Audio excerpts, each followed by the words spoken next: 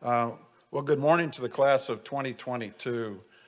Congratulations. You know, you thread the eye of the needle to be here and seated here today. And we know the sacrifices that you and your family members have made over the last 20 years of this global war on terrorism. Congratulations. How about a round of applause for this wonderful class?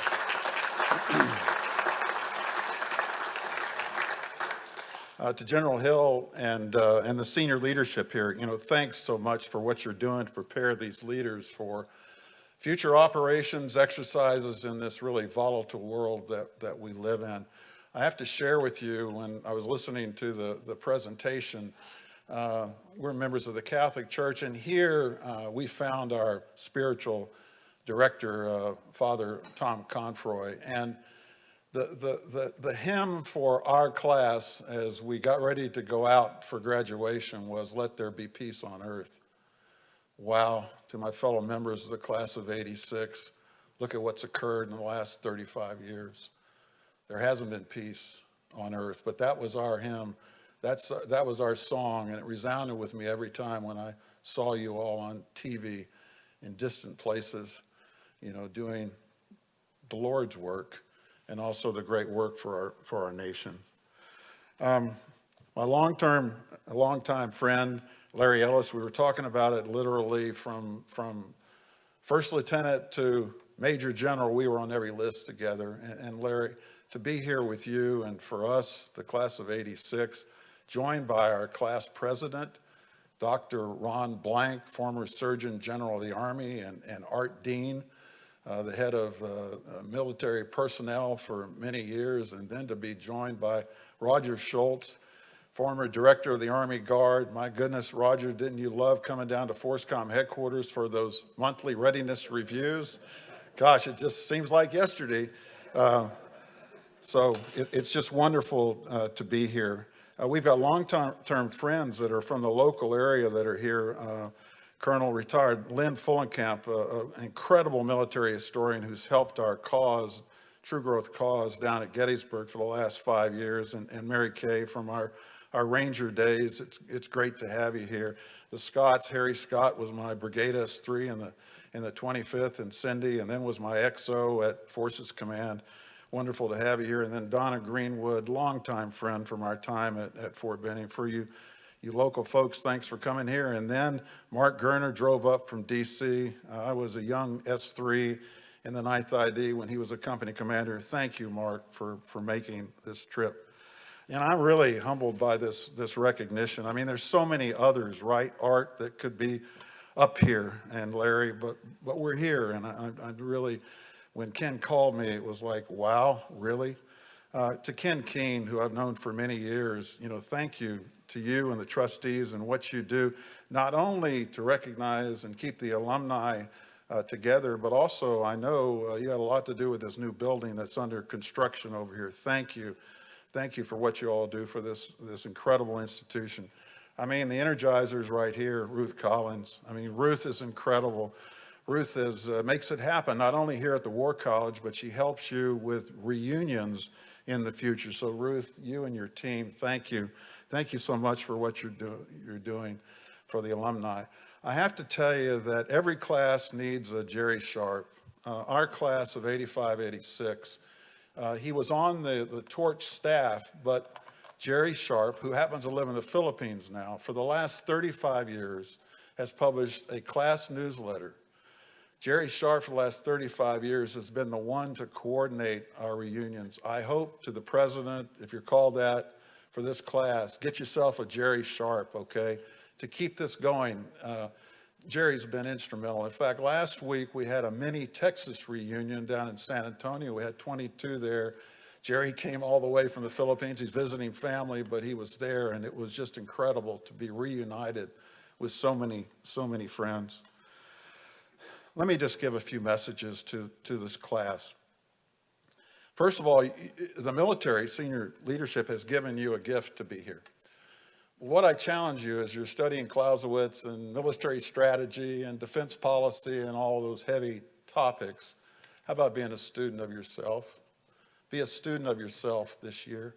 I want you to take time to look in your rearview mirror. I want you to look back on those that lifted you up, maybe some that, pounded you down through the years, but mostly the folks that had a positive influence in your life. I think all authentic, humble leaders need to periodically take a knee. You need to look in your rearview mirror. This is the time for you to do that before you go forward to make incredible contributions to our military. I think it's also time for you to kind of look at those values. You heard what I've been doing for 15 years. Your values are the nucleus of your character. Now it's time. Maybe some of you have gotten a little off azimuth, okay, through the years for various reasons. Get back to focusing on your core values. While you're here this year, also determine what your true purpose is in life. I know you proudly serve the United States military day to day, but what is your true purpose in life? And come up with that statement while you're here. That'll fuel you in the years to come when you're in uniform and after you retire from the military. You've been given a great gift. I just hope you take time for yourself. The other is, and I hope you're doing this, you're not studying too hard, is create memories with your families. Create memories with your families. When we look back at our year here at the War College, it was an incredible time for our family. I got off the treadmill, literally, to spend time with family, to reconnect with our kids, 4 years apart, and to truly get to know our teenage daughter here at Carlisle. My purpose in life is to live a values-based, purpose-filled life and pass it on. Let me share with you a quick story before I conclude. All generals, and I think they still have to do this, Larry, before you retire, you got to go to Fort Belvoir to go to a 5-day general officer transition course. So in 2000, Gloria and I trooped on up to Fort Belvoir from Atlanta, and that week was primarily focused on crafting your resume, addressing for success, and coming up with a 30-second elevator speech. I knew when I arrived there what my passion was in leader development. So during the week, and I crafted my resume. I wanted to be the executive director of a leader development program, and I gave the compelling argument why I'm your pick. And so then on Thursday, we had to go in for one-on-one with the good retired admiral consultant there who was going to grade our paper. Well, we walked in there and we sat down, and the first thing as he looked at my attire, he said, "Those shoes won't make it in the business world. You need different shoes." Well, Gloria had dressed me that day, so she's saying, she's there almost with tears in her eyes, like, oh my goodness. And then he says to me, this leader development arena, that's hard to break into. You can't make any money in that business. You need to draw on your contacts, General, the joint world and all. That's what you need to do. And so we walked out of there very discouraged. I said to myself, I'm going to prove that admiral wrong. Well, it took me 6 years, okay? You heard some of my stops along the way. I tried the defense industry. With all due respect, the war had started. I wasn't a member of a team. I was opening doors, getting the right people to the table. It was not fueling my purpose to be a part of a team, and I didn't particularly like talking to my friends who were worried about, this war that had started in Afghanistan and Iraq. So that didn't last long.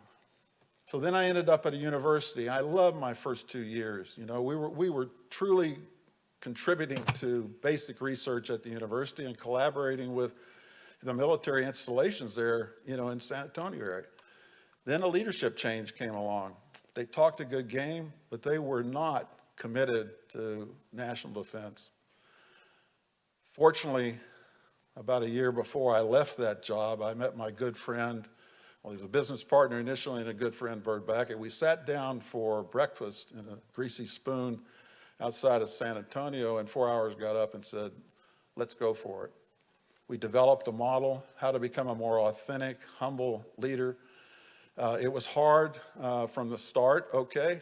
Business is hard when you're forming your own business, and particularly when you're providing a service and help to others. We started with a whopping 6 folks in the room, back in 2006, and then years later we had impacted over 15,000 leaders.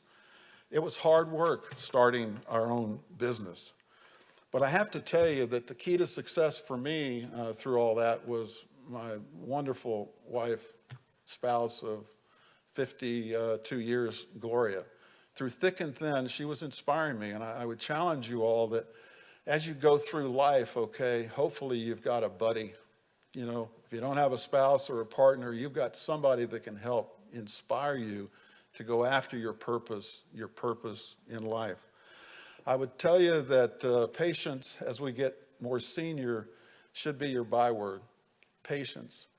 Through thick and thin, through all my evolutions in business and the like, it's patience. And most of us, you know, particularly at our age, we don't have much patience. But patience. And I would tell you, and I limp up here and had numerous surgeries, okay, patience for the potholes of life that you're going to bump into. And there are a ton of crucibles out here in the audience, but you got to stick through it, because in my opinion, you'll come out of it stronger on the other end. What I would just say to you as you go forward here in the next, 8-9 months at the War College, get to know your family better, create memories with your family, take time to look in your rearview mirror, solidify what that purpose is in life and what your values are. And may you find inspiration from that purpose so that you can continue to live a significant life. There's no doubt you're going to do great things for our military in the years ahead. But why don't you make it a purpose-filled, significant period for you as you go forward? And good luck to you in the future. Whatever your endeavors are, I think you realize that for some of you, it's 5, 6, 7 years from now, you'll be hanging up the uniform. But let that purpose be your guiding light. Once again, congratulations to each of you on threading the eye of the needle and being here at the Army War College. Enjoy the remainder of your year here. God bless you. Thank you.